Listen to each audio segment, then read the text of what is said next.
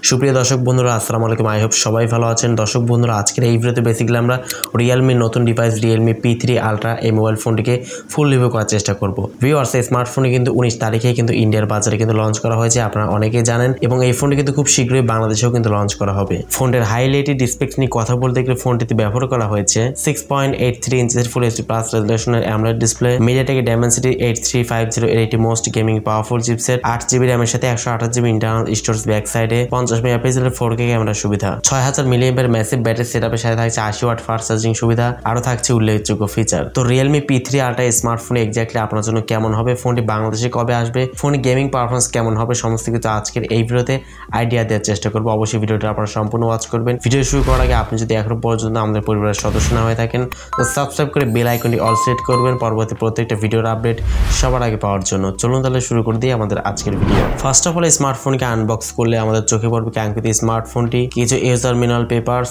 এটি TPU case, SIM ejector pin, 80 watt চার্জারটি এবং টাইপ সি কেবল। এ তো মোটামুটি স্মার্টফোনের বক্স কর্নার হিসেবে এগুলোই থাকছে। ডিজাইন এবং লুকসের কথা বলতে গেলে স্মার্টফোনের ব্যাক সাইডে দুইটা ক্যামেরা থাকছে, ফ্রন্টে কিন্তু মিডল পাঁচল ক্যামেরা ইউজ করা হয়েছে। ফ্রন্টে কিন্তু ডিসপ্লে চিন এবং বেজেল এরিয়া একদমই ন্যারো রাখার চেষ্টা করেছে, দেখতে কিন্তু পার্সোনালি খুবই সুন্দর লাগছিল। এবং এই ফোনটা কিন্তু IP68 এবং 69 ডাস্ট অ্যান্ড ওয়াটার রেজিস্ট্যান্স, তো সেক্ষেত্রে কিন্তু 2 মিটার পর্যন্ত আপনারা পানির নিচে ফোনটাকে ইউজ করতে পারবেন সর্বোচ্চ 30 মিনিট পর্যন্ত। ফোনটার ওয়েট রাখা হয়েছে 183 গ্রাম, 7.4 মিলিমিটার এর থিকনেস রাখা হয়েছে। পোর্টস এবং বাটনের কথা বলতে গেলে স্মার্টফোনের ডান সাইডে থাকছে ভলিউম আপ ডাউন বাটন এবং পাওয়ার বাটন, 3.5 মিলিমিটার হেডফোন জ্যাকটা বাদে সকল ধরনের পোর্টস বাটন কিন্তু পেয়ে যাচ্ছেন স্মার্টফোনটিতে। ডিসপ্লে সেকশনে বলতে গেলে স্মার্টফোনতে পেয়ে যাচ্ছেন 6.83 ইঞ্চের একটি ফুল এইচডি প্লাস রেজোলিউশন একটি অ্যামোলেড ডিসপ্লে ইউজ করা হয়েছে, সাথে পাচ্ছেন 120 হার্জ এটি রিফ্রেশের সুবিধা, 1500 নিট স্পিড ব্রাইটনেস সুবিধা পাচ্ছেন স্মার্টফোনটিতে এবং কোর্নিং গোরিলা গ্লাস 7 আই প্রোটেকশনটাও পাচ্ছেন। তো যেহেতু কোনো ফুল এইচডি প্লাস থাকছে এবং অ্যামোলেড থাকছে, তো সেক্ষেত্রে অবশ্যই আউটডোরে ডিরেক্ট সানলাইটে ফোনটি ইউজ করার সময় কোনো প্রকার ঘাটতি আপনি ফিল করবেন না।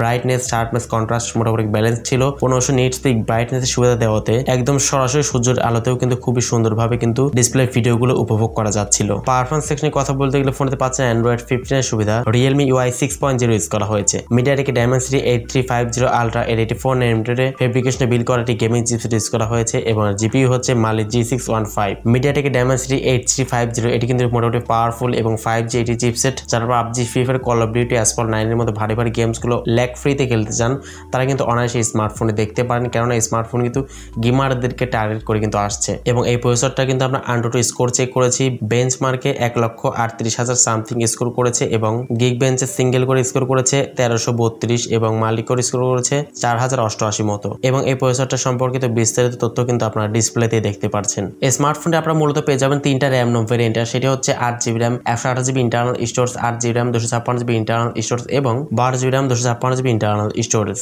এখানে কোনো প্রকার এক্সট্রা করে মেমোরি কার্ড ইউজ করার সুযোগ থাকছে না। ব্যাক সাইডে ক্যামেরা হিসেবে থাকছে 50 মেগাপিক্সেল মেইন ক্যামেরা, সেকেন্ড ক্যামেরাটি হচ্ছে 8 মেগাপিক্সেল একটি আলট্রা ওয়াইড শুটার ইউজ করা হয়েছে, ফ্রন্টে থাকছে 16 মেগাপিক্সেল একটি ক্যামেরা। ফোনটা ব্যাক ক্যামেরা দিয়ে আপনারা সর্বোচ্চ 4K তে 60 fps ভিডিও শুট করতে পারবেন এবং ফ্রন্ট ক্যামেরা দিয়ে সর্বোচ্চ 1080p 60 fps ভিডিও শুট করতে পারবেন। এছাড়া ফোনে থাকছে লাউড স্পিকার, কোনো প্রকার 3.5 মিলিমিটার হেডফোন জ্যাকটি থাকছে না, USB টাইপ সি পোর্ট সুবিধা পাচ্ছেন, আন্ডার ডিসপ্লে অপটিক্যাল ফিঙ্গারপ্রিন্ট স্ক্যানের সুবিধা পাচ্ছেন। তো এট লাস্ট স্মার্টফোনের ব্যাটারি নিয়ে কথা বলতে গেলে ফোনে পাচ্ছেন 6000 মিলিঅ্যাম্পিয়ার এটি ম্যাসিভ ব্যাটারি সেটআপ এবং বক্সের সঙ্গে পেয়ে যাচ্ছেন 80 ওয়াট এটি চার্জিং সুবিধা, 6000 mAh দেওয়াতে অবশ্যই ভালো একটা চার্জ ব্যাকআপ এখান থেকে আপনারা অনায়াসে পেয়ে যাবেন। যেহেতু অ্যামোলেড ডিসপ্লে, তো সেক্ষেত্রে কিন্তু খুব একটা বেশি ব্যাটারি বার্ন করবে না, ভালো একটা চার্জ ব্যাকআপ অবশ্যই এখান থেকে পেয়ে যাবেন। এবং 80 ওয়াট চার্জারটি দিয়ে মাত্র 47 মিনিটে কিন্তু ফোনটিকে 100% চার্জ করতে সক্ষম। রিয়েলমি P3 আলট্রা স্মার্টফোনটি কিন্তু ইন্ডিয়ার বাজারে কিন্তু লঞ্চ করা হয়েছে অলরেডি, আপনারা অনেকেই জানেন, এবং এই ফোনটা কিন্তু আগামী এপ্রিল মাসে কিন্তু শেষের দিকে ফোনটা কিন্তু বাংলাদেশেও আসতে পারে এমনটা এক্সপেক্ট করা যাচ্ছে। এবং এই ফোনটা বাংলাদেশে আসলে ফোনটার প্রাইসটা হতে পারে 8GB র্যাম রোম ভ্যারিয়েন্টটি কিন্তু 40,000 টাকা প্রাইস সেগমেন্টের আশেপাশে হতে পারে এমনটা এক্সপেক্ট করা যাচ্ছে, যদিও আপকামিং